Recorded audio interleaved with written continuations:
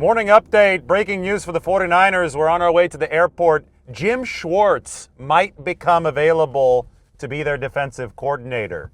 Now, it might be a real uphill climb. As you can see here, we're climbing up Jones Street, Russian Hill. Bumper almost hit the pavement because Schwartz is still under contract with the Browns, and the Browns aren't exactly known as a benevolent organization. But Cleveland just hired Todd Monken to be their head coach, and Jim Schwartz, who's currently Cleveland's defensive coordinator, thought that he was going to be named head coach.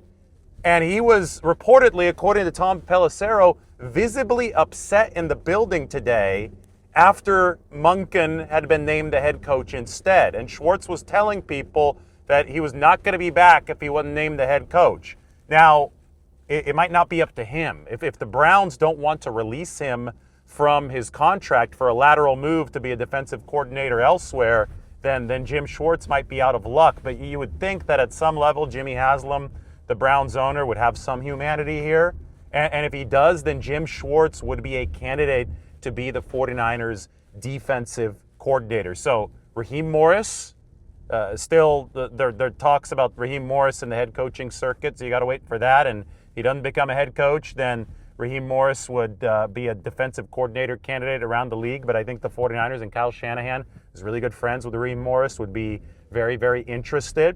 Then, of course, there's Gus Bradley, who's already on the 49ers staff. And then there's Jim Schwartz, who, even though he's never coached exactly with Kyle and is not part of that exact group, has a link to Chris Kasarik, who is the 49ers defensive line coach. You look down that way, you can see the Transamerica Pyramid. We'll have a better view, I think, maybe from the cable car tracks up here. Now we've dipped down Russian Hill and we're headed into Nob Hill. By the way, Rise of the 49ers last night was awesome. But Jim Schwartz worked with Jim Washburn in Tennessee. Shout out to Lombardi herself, who's filming this. She's from Tennessee. That's where we live.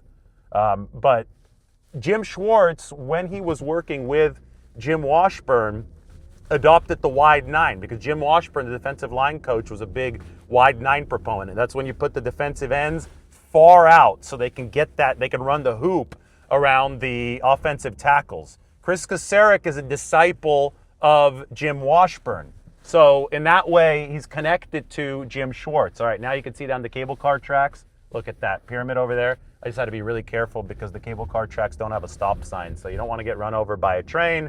You don't want to get run over by a car that doesn't have a stop sign. You got to be really careful in that scenario. The wide nine is something I think the 49ers want to stick with. When they've had the personnel, and they didn't have the personnel after all the injuries last year, they have had a lot of success rushing out of the wide nine. And Chris Kasarik is always going to want to do that because he's a Jim Washburn guy. So I think the fact that Jim Schwartz runs the wide nine is something that is very, very significant. Now, even though Jim Schwartz's philosophy with the front, with the wide nine, jives with the 49ers already run, coverage-wise, things would be different. It'd probably mean an overhaul of the secondary.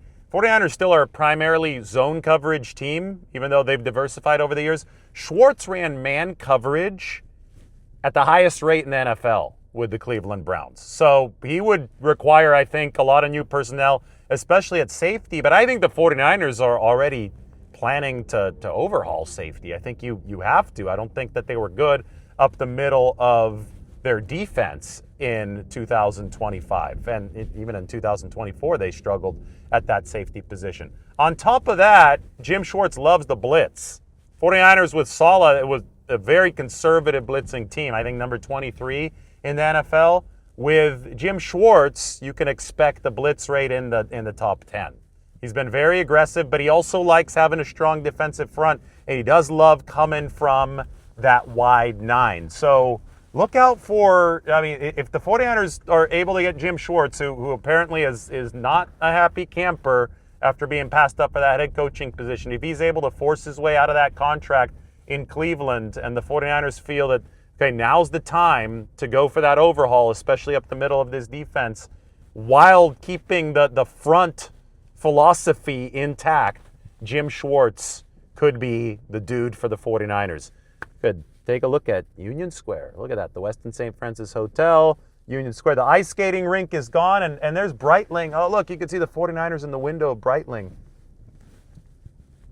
I guess they're the official watch sponsor of the 49ers. There's going to be a Super Bowl event there that we're going to check out. They're the official watch partner of the NFL. They didn't even pay me to say that. I think I like my watch, but maybe Breitling will give us one later on. Oh, it's the Rotunda at Neiman Marcus. Iconic. Beautiful. Macy's, Louis Vuitton, everything you need right here downtown, which is looking a lot better than it was just a year or two ago. Wonder what changed. Take a look at Grace Cathedral. Speaking of Rise of the 49ers, we were at the premiere last night. We saw that first episode. It was very touching, and they handled the Dwight Clark situation well because he made the catch in episode 1 at the end. Spoiler alert, he catches the ball. They beat the Cowboys. But Dwight Clark's memorial service was right there, was in Grace Cathedral here on Nob Hill in San Francisco. Speaking of that, I think that maybe we'll turn left here. We'll see how it goes with the next light. But otherwise, we're going straight downhill, maybe a little bit too close to the Tenderloin, so maybe we'll skip that. But anyway, Jim Schwartz is someone who's had a lot of success against Kyle Shanahan schematically, up until this past year where Brock Purdy and Shanahan went into Cleveland and really tore apart the Browns. But I think that Jim is known around the league as a very good defensive schematic mind. He's been a head coach with the Detroit Lions. Now, this would be funny if the 49ers hired Schwartz to be their defensive coordinator. You could rewind back to the Jim Harbaugh era. And Schwartz was the coach of the Detroit Lions back then. And that was the big handshake gate. Do you guys remember that? After the 49ers Lions game at Ford Field, I think it was in 2011. It was Harbaugh's first season. San Francisco had a comeback victory. Delaney Walker scored the touchdown on 4th down at the goal line from Alex Smith at the very end to give the 49ers the win. And then Jim Harbaugh ran out there. He was exuberant, and he shook Jim Schwartz's hand, and Jim Schwartz said, "He shook my hand too hard." And Jim Schwartz ran after Jim Harbaugh and tried to fight him. He had that dog in him, because I could see that Lombardi herself is filming the dogs. Look at that. That's the Pacific Union Club, old gentleman's club. I guess not a gentleman's club. That's more of a strip club in San Francisco. It's a what would we call it, Margot? It's a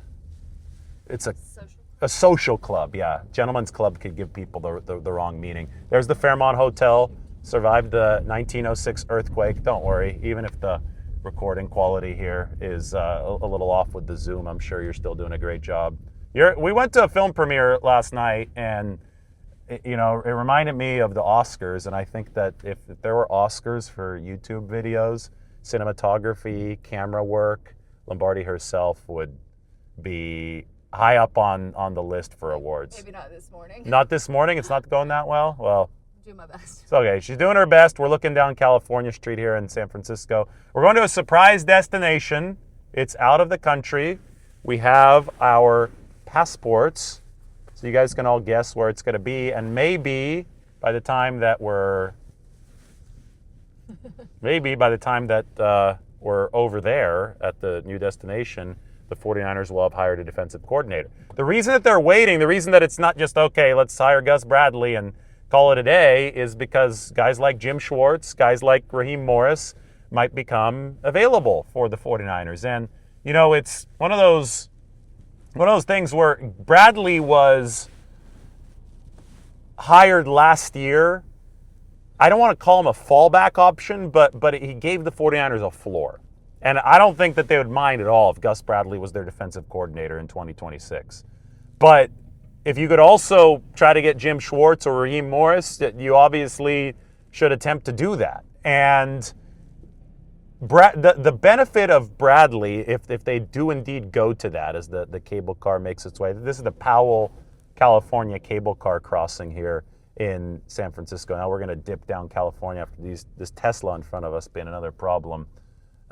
It's always the Teslas. It's crazy, but it was taking him forever. He was letting everybody go. It's a four-way stop. It's like the only vehicles that don't stop are the cable cars. Here comes one. The original cable car route was up California Street, by the way, from the financial district, which is down below, up to Nob Hill, up to the club, the social club, I should call it. You had to have the finance guys, the bankers. They had to have the cable car take them uphill because nobody wants to walk up this hill, especially horses. They don't want to draw a trolley up this hill. I don't even think they'd be able to. That's the Ritz right there, by the way, the hotel, the Ritz-Carlton.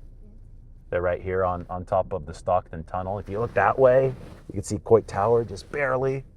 That's going to take some experts camera work because I have to move. So we're getting Margot, we're getting her some pastel de natas, some Portuguese egg tarts.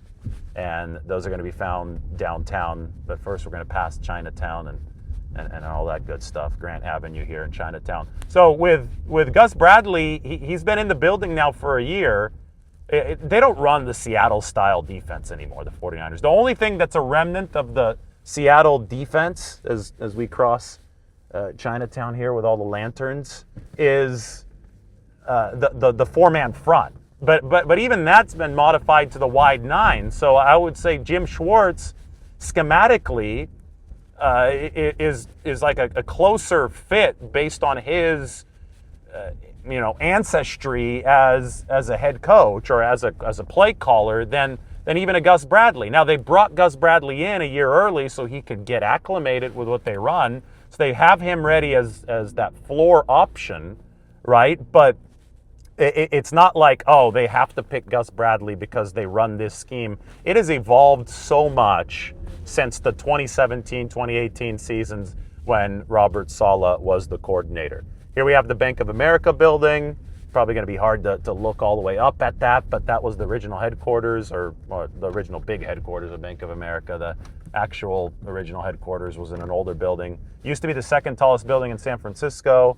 Here we have the Wall Street of the West. This is the heart of the financial district in the city. California with the cable cars heading up to the Social Club, and Montgomery, which is technically the Wall Street of the West. We're going to turn right on Montgomery, and then we're going to hit the Portuguese egg tart place, and it is going to be awesome. These are just as good as the ones that we got over in Lisbon. Take a look down Montgomery. So when the San Francisco Giants had their World Series parade, or not the World Series parade, they're moving from New York parade in 1954.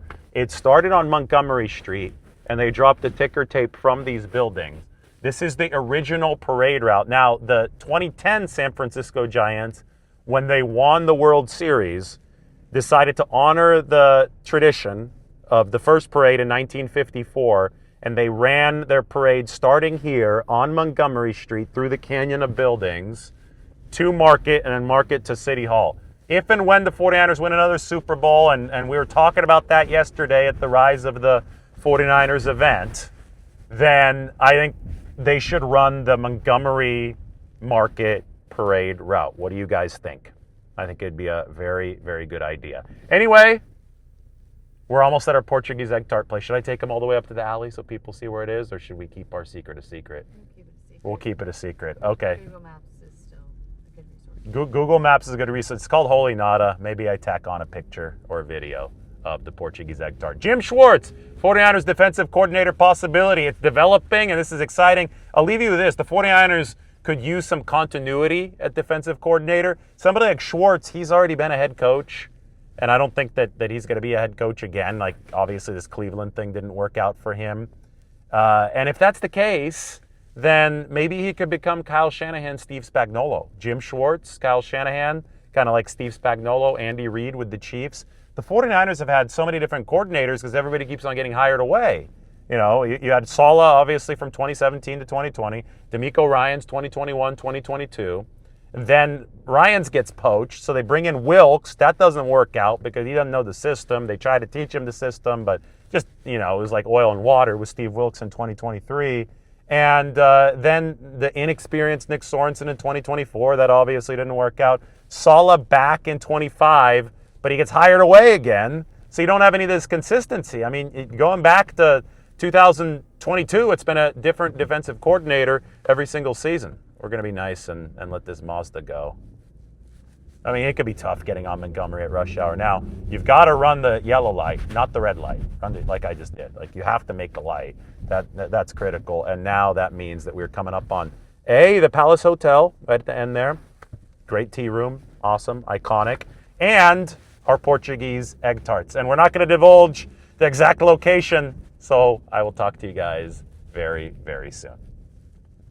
You've spoken about this, I think, in the NFL Films documentary, walking down the tunnel at Candlestick. What kind of memories does that evoke now, several decades later? I wish I would have had better perspective than I have today. Rather than just looking for relief, like let's win so I can be relieved, rather than the joy. I think you learn as you age that you didn't need to be so overwrought about it. Maybe that's impossible. Maybe I couldn't have ever done that. But I look back and wish that I would have been like when I was walking down that tunnel, more present, I would call it, more like at peace. But maybe that's impossible if you go out to go to battle. You're around the team a lot. Do you have a chance to impart some of that philosophy? There's times when they have me come in and speak, and I appreciate that. Before the Super Bowl a few years ago, I came in and gave my got a tear from bloody hand speech. I gave him the I got your back speech from my story with Ronnie Lott. So those are the times that I give him my best. That's all I got. Tom tried to break my hand, to be honest with me. He was throwing footballs and it had a lot of velocity on it. And I said, wow, I see why this guy won 7 Super Bowls. He was okay? Yeah, he was good, man. Tight spiral, like a missile, man. That was it. It was on you in a heartbeat, just like that. Do you know by any chance what game that the picture on the poster's from? You might not. I'm just curious. God. I really don't, but I think that's probably after we did something good. I'm guessing you might be right. Yeah. So I'm thinking Joe was like, great job, rookie. You mentioned how much this run meant for the city. Can you reminisce a little bit on how much it meant for the city of San Francisco back in the early 80s? Oh, I think well, first of all, we'll go back, obviously when the tragedy happened with the mayor and I remember, Mayor Feinstein, after we won the Super Bowl in 1981, telling me that was sort of a glue. It helped bring the city back from, a very, very terrible time. And she was so grateful. And, it was, because I remember being here and, it was just, the city was just, the morale was really tough. But I think we helped cure that. Obviously, you were interviewed for this. So what are you most looking forward to seeing out of what you think that this might show on screen? I'm telling you, I really don't know. Carmen saw parts of this, I think. And, I don't think anybody else that I know did. AMC and they kind of kept it, under wraps, and see what happens. When this was unfolding back in the 80s, did you ever think that this has been advertised coast to coast? My friend sent me billboards in New York City. Yeah. Did you ever think that 30, 40 years later it would turn into something like this? No. But I'm very proud of him. I asked Eddie when he walked through about how much this meant to the city of San Francisco, this run in the 80s. What are your recollections of that?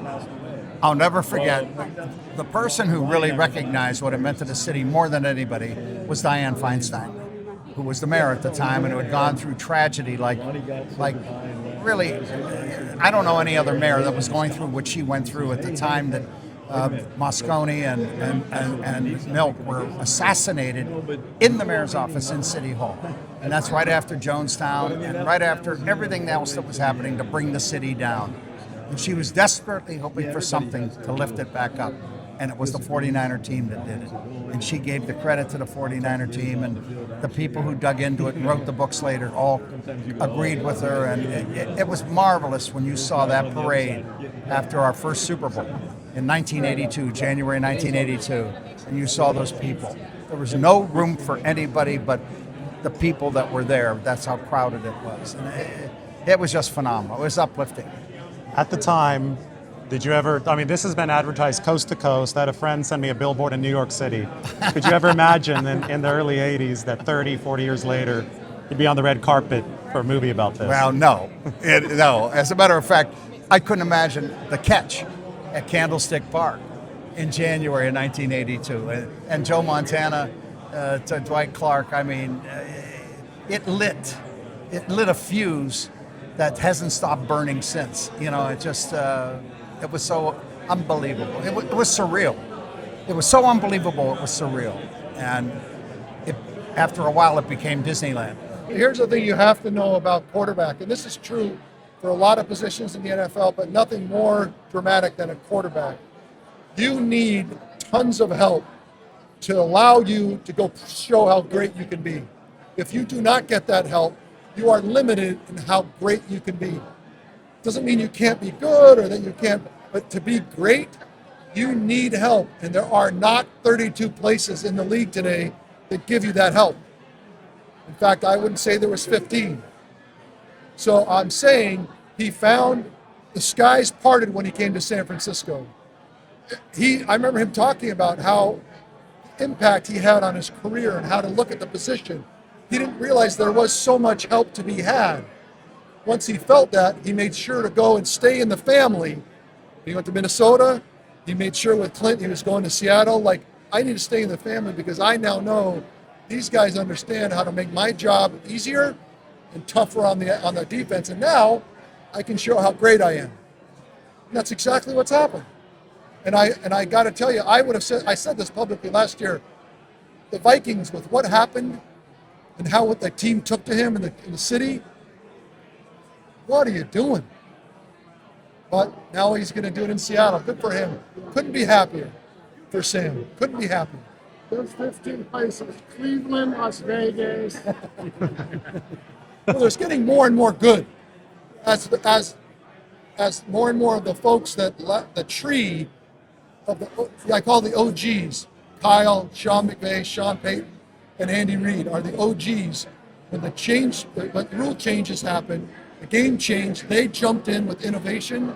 Now all of just track their assistant coaches through the tree, and now look in the NFL, and it's getting to be like 28 of 32. So I think there's getting more and more great spots. Did you have a chance to talk to Sam in that 2023 season? I think I might have run into Sam briefly, but it feels like I've talked to Sam before he got to San Francisco. But I think I really relate with Sam's experience. I was in Tampa for a year. I know how bad it can be, and so I know how bad it was for him.